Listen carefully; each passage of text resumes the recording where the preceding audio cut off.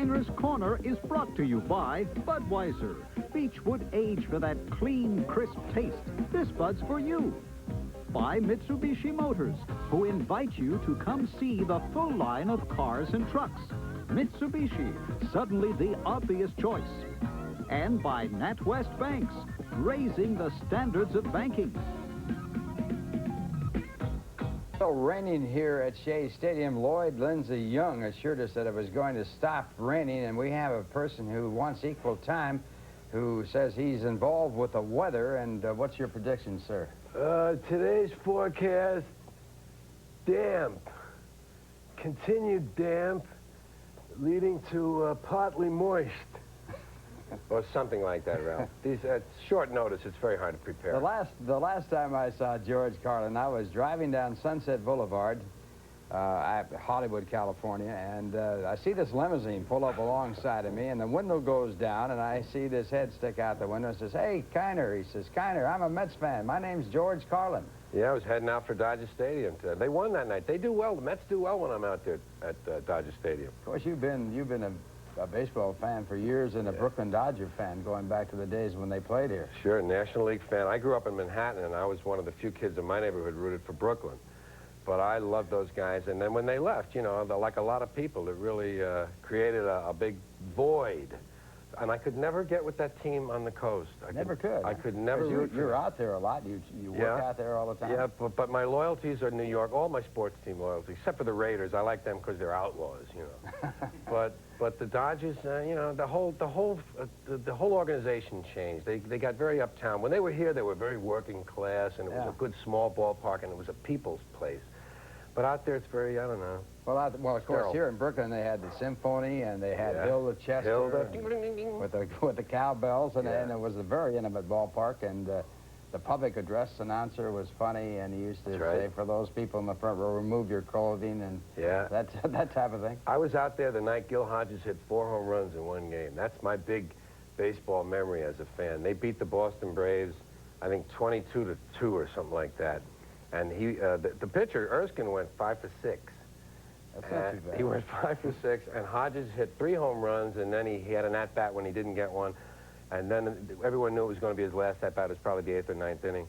And he hit a home run foul to left field, which was his natural direction to pull it. And then he hit a home run to right field, foul, and everybody says, well, he's not going to do it now. And he did. He hit one to left center or something. It was a great night. Of course, Gil came over here as manager of the New York Mets and was the manager in 1969, 20 years ago when the Mets became the world's champions. That's right. We were just looking out at the numbers out on the wall, sitting down there waiting for some of this rain to go away. George, it seems like entertainers always are baseball fans. Is there any special reason? Do you know why that's You've had a lot of comedians lately coming through here. You're right. Yeah, you had Robin and Billy and Judy Tenuta. I don't know. I think, you know, it's funny, like, athletes sort of look up to entertainers, and entertainers look up to athletes. I think it's as if each one would like secretly a little bit of the other one's world if they could have it, you know?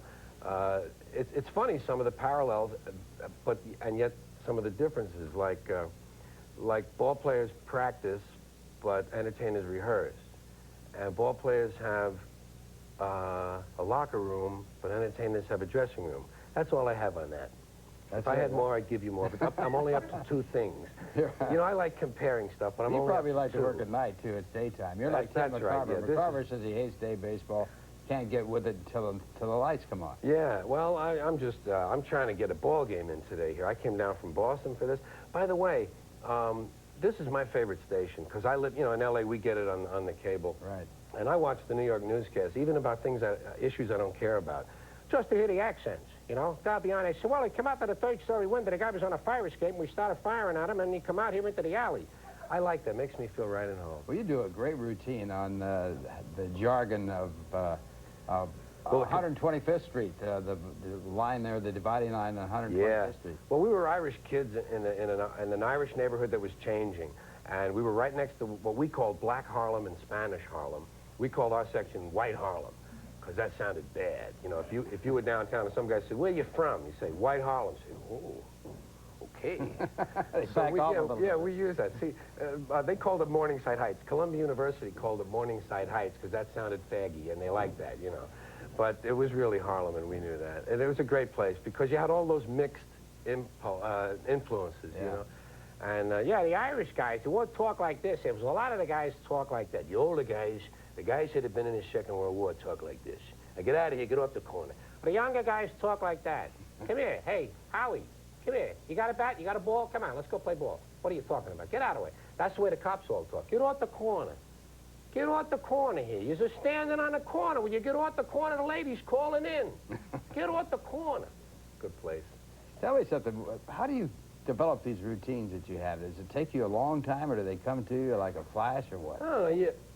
I don't know. I guess it's the same for a lot of people who write, because writing is the first part, you know. Getting to perform it is secondary.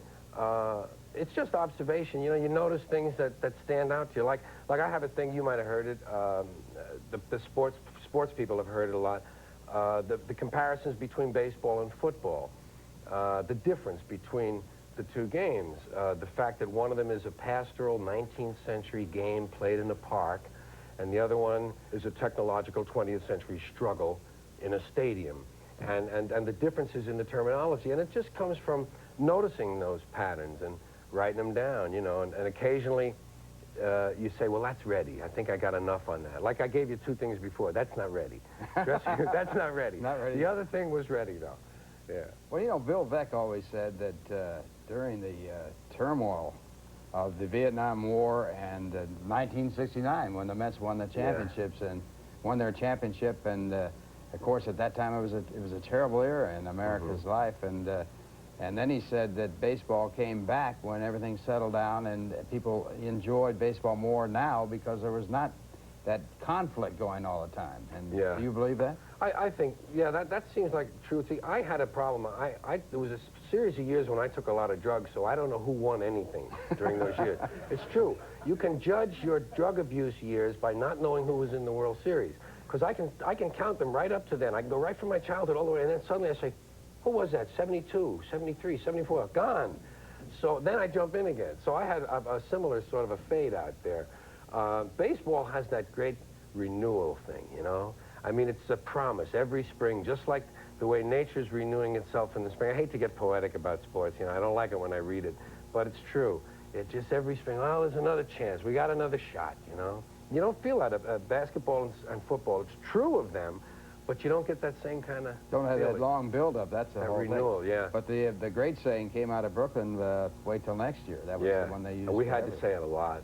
Yeah. You know, the Yankees, 1947. Now, I really became a big fan in 46. That was the year they lost the playoffs to the Cardinals. Brooklyn was in it until the last day, and they had a playoff, and they lost the Cardinals. And I guess the Cardinals played the Red Sox in 46. And then 47 we won, Yankees beat us. 49 we won, Yankees beat us. 50 was the Phillies, but it was always those Yankees, you know. They always bothered me. Of course, one of the great lines I've ever seen written was by the late, great Dick Young. And after the Dodgers had blown the World Series to the Yankees, he wrote, "The tree that grows in Brooklyn is an apple tree," meaning that they choked. They took the apple. But, of course, you know, when you talk about those two teams, the Yankees in the 40s and the Dodgers in the 40s and even into the early 50s, I personally think Brooklyn has had as good a team as the Yankees. He just didn't get the breaks. I don't think it was a matter of, you know, when you get down to a 7-game best 4 out of 7 series, you've got to have some luck involved. Yeah. Yeah, they had right around Hodges, Robinson, Reese, Cox, Barillo, Snyder, and whoever they could find for left field. Yeah, they had Hermansky, Schuba, Williams, different guys, and Campanella, and a lot of good pitchers. Preacher Rowe, Newcomb, Snyder in center. Snyder, hitting them out into Bedford Avenue. That was great. I'm glad I have all those memories. That was when I see black and white film on the Dodgers, I don't look at the players. I try to see the signs in the ballpark and remind myself, Griffin shoe polish. Oh, I remember that. How about the gem sign out there? Yeah, Abe Stark, hit sign, win suit. At least the sign was down low, not like the kitchen place here. They tell they tell about a great story about that Carl Furillo used to play in front of that sign. Yeah. So he wouldn't have, and he got paid. So he said, well, I don't get paid. And he went up to Abe Stark and he said, look, I at least want a suit of clothes. He said, I'm keeping all those balls. He should have got a suit every year. You know what he gave him? A pair of pants. Oh, my. Yeah. Triple G. That was the brand they had on the end of That's the right, Triple G. And You hit a lot of them out there. You broke my heart in that place a few times. Well, that was a great place to hit. The only problem was they had some outstanding pitchers, but it was a great place to hit. Yeah. And our lights are going down This now. is now an art film. That means you're. Yeah. That means you're on. The spotlight is on. Yeah. you. How do you like that? Well, Yeah. George, it's really great that you dropped by here. Oh, thank you. I was out there killing time in the dugout, getting saying hello to some of my heroes, and I'm glad to come in and say hi to you. Well, that's good. And next time I see you on Sunset Boulevard, we'll stop off and have a cup of coffee. That's a good idea. Okay. Thanks, man. All right. Take care. Let's George get one Carlin, in and the sun is starting to come out here at Shea Stadium, and it looks like we're going to have a baseball game coming up right away. Should be a good crowd when they all fill in, and it's the Mets against the St. Louis Cardinals, so stay with us, and we'll have baseball soon.